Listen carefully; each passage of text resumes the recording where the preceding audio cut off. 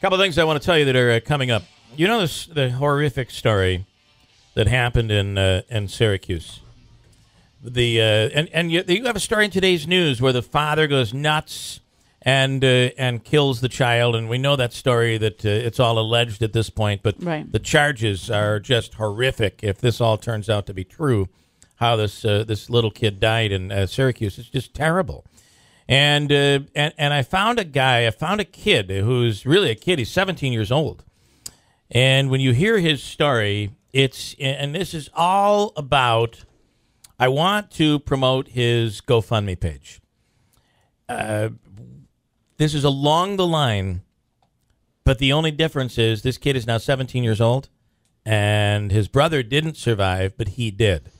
This kid was shot in the head by his father at a young age, and he survived. And what he thinks about his father, how he describes his father, is incredible. But you know, his mother's all messed up because of it. I mean, the kid. You say, what chance do these kids have?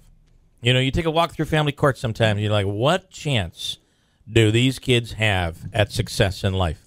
How is it that we aren't just recycling the bad stuff? What chance do these kids have? So here's somebody that is trying to look beyond and make the best out of things. I mean, Andrew, you read the GoFundMe and all that. You got into this kid's story. It's unbelievable. Yeah, and what he went through. And it just goes to show the mentality of this kid and his attitude. He had told me when we booked the interview that he has raised the money for his GoFundMe page, that his goal, but he still would love to come on, share his story, and go from there.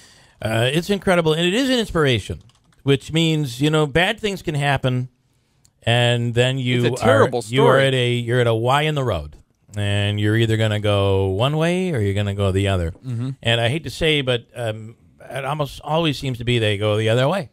But there are those that make the right turn, and this is to me, I was very inspired by it, and I just want to be able to have him on to tell his story. He's coming up in just a few minutes. Also, Lisa Wheel later on this morning, and Mayor Rob Palmieri, we're going to talk about what's going on. You know, there's a little story going on here with this the board members that have been ejected from the board over there at the Harbor Point, and we had Buchero on yesterday and Chris Salatino, and they both were very humble and both basically said, hey, maybe it's time for a change. But doesn't it feel like maybe there's a little bit more to the story, just a little bit?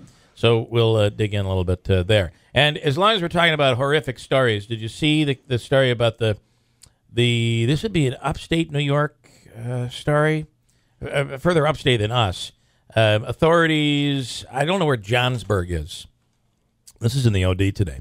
Authorities have charged a 24-year-old man with assaulting his 22-day-old daughter, leaving the infant in critical condition at an upstate New York hospital.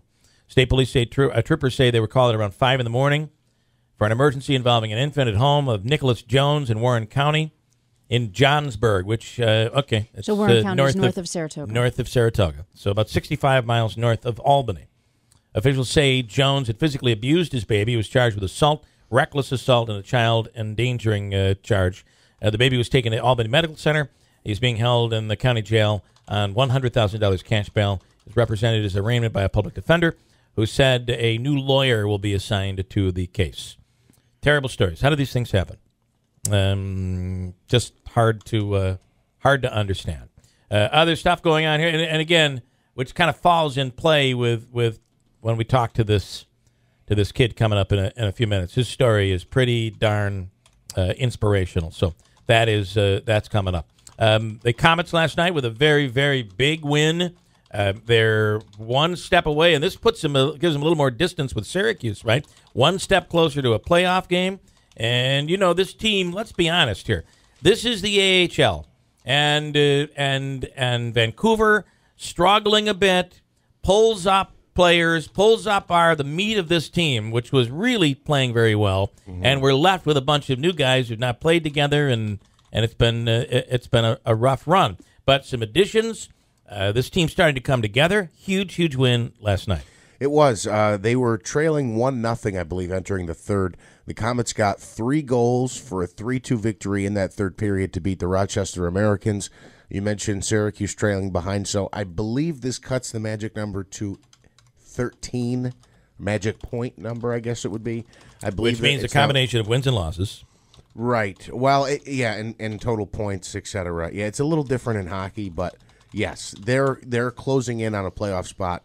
And as I look at the month of April, this is big because really the team on their heels is Syracuse, and they play Syracuse 3 times in April, including the final weekend. They play a home and home that Friday and Saturday with the Crunch. And I think, isn't there don't they have like a 3-game distance? Aren't they up on them by 2 or 3 games right now? Yeah, so I think it's 4 or 6 points. I think it's 4 points before yesterday's game. Apple, and we haven't talked about this, but I wanted to just squeeze it in quickly. Apple is now saying they want the FBI to explain how in the world did this all happen. Don't we? I mean, we all have opinions on what's going on here, but how about the swipe the FBI took at Apple this week by saying, "Oh, we don't need you anymore. We got into the iPhone, and oh, by the way, it was a 14-year-old that did it." Well, I just think that this is disingenuous of Apple to now request, all right, so we weren't going to help you, but now we want to know how you did it. I don't understand. Again, there's stuff we don't know here, and it's almost like questions are being asked in public, and it's kind of a little chess game. That's what my feeling is. Well, Apple I don't think Apple checkmated. really wants to know. I think they did. Mm-hmm. I don't think Apple really wants to know how they got in. I think they know. Yeah. But there's something there that Apple wants the FBI to reveal. And this is a very interesting story. And you're right. Here's Apple coming strong and saying we're going to stand up. We're going to stand up for our customers, security of the world.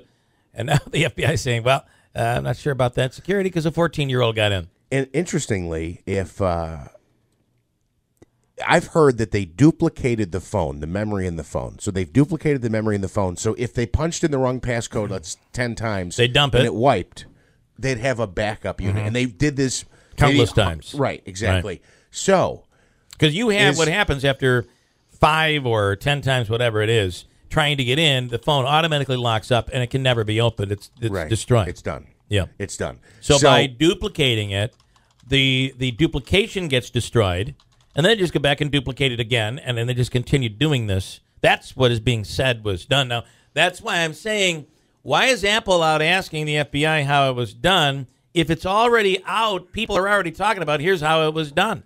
That's why there seems to be a lot more to this going on. I don't know this, but I have the thought that if you take and you reproduce something that's not yours, is there a criminal a charge could be filed against you for, like if I taped a baseball game and showed it. So do you think Apple is asking because they feel something illegal was done? I don't know. Do you think my original thought they're was implying that maybe the FBI broke the law in order to get this information? I told you the government can get in. They just don't want to publicly acknowledge because they did something they shouldn't be allowed to do. I don't think that 14-year-old really is the one that got in. I think the FBI was there all along. And that was your take, and I'm not sure I agreed with it in the beginning, but I do now. And at the same time, is this checkmate, Christine? Checkmate, definitely. Checkmate. Apple's done. It's all over now. Here's Christine with the news coming up in a second. Hold tight. We'll give you the birthdays. So Wednesday, March the 30th, Jenny Donnelly in Utica celebrating today.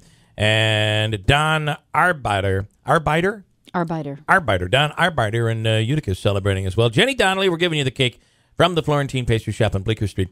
Join our VIP club and submit your birthday online at WIBX950.com or send us a postcard, WIBX Birthdays, and our address is 9418 River Road, Marcy 13403. Here's Christine now with news at 7:31. Good morning.